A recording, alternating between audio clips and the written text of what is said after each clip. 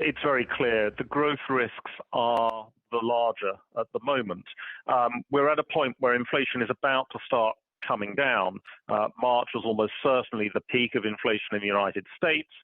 The peak in the UK and Europe is a little bit later for technical reasons, but inflation is coming down. We can debate how quickly, but it's coming down.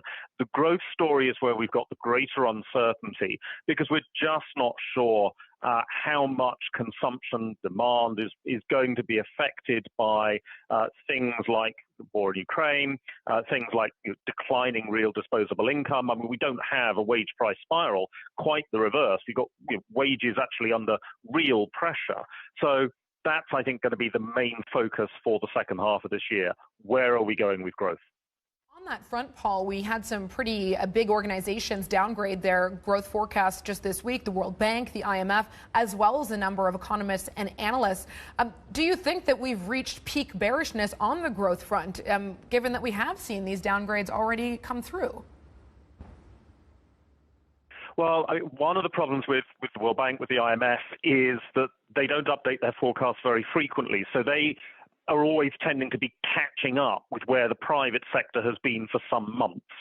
And certainly, therefore, I don't see that the IMF projections are necessarily new information. I mean, it's basically catching up with where the financial markets have been for some time.